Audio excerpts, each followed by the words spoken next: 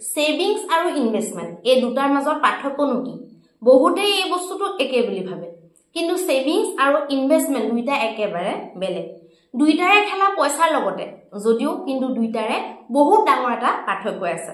আপোনালোকে সেভিংস যদি কৰে ফৰ এক্সাম্পল আপোনালোকে লকাৰত পইচা থৈ দিলে ধৰি লওক হেতুক সেভিংস বুলি ক'ব কাৰণ আপোনালোকে জাস্ট থৈ দিলে বা বেংকত আপোনালোকে একাউণ্টত পেলাই থৈ দিলে ইন্টাৰেষ্ট গিটা আহি থাকিলে জাস্ট মানে কি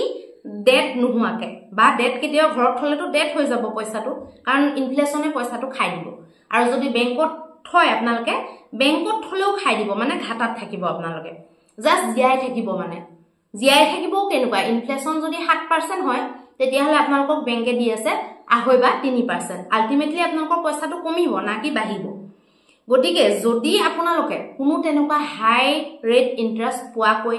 যদি নাই থোৱা আপোনালোকক যদি ইনফ্লেশনক যদি বিট কৰিব পৰা নাই পইচাটোৱে আৰু জেনে তেনে পইচা হিচাপে যদি কি জিয়াই আছে বা কি যদি পইচাৰ ইনফ্লেশনতকে যদি কি কম হৈ আছে তেতিয়াহলে হেতু সেভিংস বুলি কয় আৰু যিটো পইচা আপুনি পইচা কামত লগাই আৰু পইচা আপুনি ইনকাম কৰি আছে হেতু ইনভেস্টমেন্ট বুলি কয়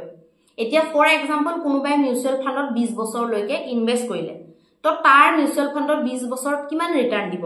সেই ৰিটাৰ্ণ খিনি তাৰ ঘৰৰ লকাৰত পৰি থকা হলে বা বেংকত থোৱা হলে হেতু জানো কি পালেহেঁতেন কি কেতিয়াও নাপালেহেঁতেন হেতু হি ইনভেস্টমেন্ট কৰিলে ইনভেস্টমেন্টৰ পাৱাৰটো হেতুৱে যে আপুনি নিজৰ টকাটো কামত লগাই দিলে আপোনাৰ কাৰণে পইচা ইনকাম কৰাৰ কাৰণে হেতু ইনভেস্টমেন্ট বুলি কয় আৰু যিটো পইচা আপুনি জাস্ট নমৰাকে জিয়াই ৰাখিছে বা আধা মৰা আধা জিয়া ষ্টেজত ৰাখিছে বা একেবাৰে মাৰি পেলাই গডৰেজৰ লকাৰত পেলাই থৈছে হেতুক সেভিংস বুলি কয় গতিকে আমাৰ কাৰণে দুইটাই দৰকাৰী কিছুমান পইচা আমি সেভিংস হিচাপত ৰাখিব লাগে কাৰণ সেভিংসত লিকুইডিটিটো বেছি আৰু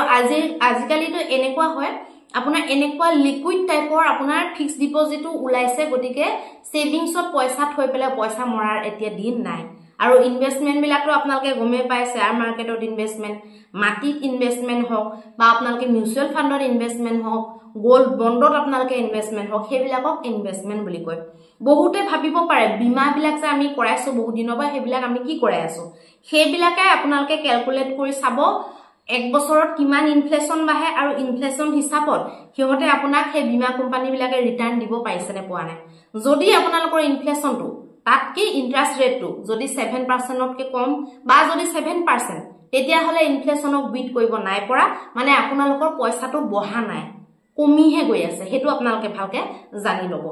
আৰু ইনফ্লেশন যিমান তাতকে যদি আপোনালোকক বেছি ৰিটাৰ্ণ দিছে তেতিয়াহলে আপোনালোকৰ পইচাটো বাঢ়িছে কিন্তু বীমা কোম্পানী বিলাকত হয়তো ইনফ্লেশনৰ বৰাবৰ থাকিব নহয়তো ইনফ্লেশনতকে কম হ'ব হেতু আপোনালোকে নিজে হিসাব কৰি লব মই এনে কোৱা নাই মই হিসাব কৰি চাইহে আপোনালোকক কৈছো গতিকে ইনভেস্টমেন্ট আৰু সেভিংসৰ মাজত যি সকলে পাৰ্থক্য নাজানে সেই সকলৰ কাৰণে এই ভিডিওটো বহুত বেছি দৰকাৰী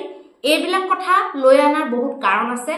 বহুতো মানুহে যিবিলাক নেকি এডুকেটেড বুলি ভাবে নিজকে এডুকেশন তেওঁলোকৰ কমপ্লিট হৈছে হয়তো কৰবাত টিচাৰ কৰিছে হয়তো কৰবাত প্ৰফেসৰ কৰি ৰিটায়াৰ হৈছে বা হয়তো বহুত ভাল পোষ্টত আছিল এটা সময়ত এতিয়া ৰিটায়াৰ হৈছে বহুত কথা ইন্টাৰনেটৰ নাজানে তেওঁলোকে এই ডেফিনেশন বিলাক বহুতে গম নাপায় মই কোৱা নাই সকলোৱে গম নাপায় বুলি বহুত বিলাক ইন্টেলিজেন্ট মানুহে গম পায় বহুত বয়সস্থ হলো গম পায় কিন্তু বহুত ইয়ং লৰা ছোৱালীয়ে পঢ়া শুনা কৰা ইয়ং লৰা ছোৱালীয়ে কিন্তু এইবিলাক বস্তু পাঠ্যক্ৰটো গম নাপায় আৰু এইবিলাকো যে আমাৰ যে গুৰুত্বপূৰ্ণ টপিক হ'ব পাৰে এতিয়া মই এজনী মহিলা মানুহে যে এইবিলাক কথা পাতি আছো মোৰ কাৰণে যে এটা গুৰুত্বপূৰ্ণ টপিক হ'ব পাৰে বা মোৰ নিচিনা ইয়ং এজৰ যে সবৰে কাৰণে যে এটো গুৰুত্বপূৰ্ণ হ'ব পাৰে তেওঁলোকে সেইবিলাক কথা নাভাবে গতিকে এই কথাবিলাকক যদি আমি এতিয়া গুৰুত্ব নিদু তেতিয়াহলে আমি কেতিয়া গুৰুত্ব দিম সেই কথাটো ভবাটো বহুত জৰুৰী আৰু সেই কথাটো ভাবি পেলাই সেই মহৎ উদ্দেশ্যৰে মই আপোনালোকলৈ এই ভিডিও বিলাক লৈ আহি আছো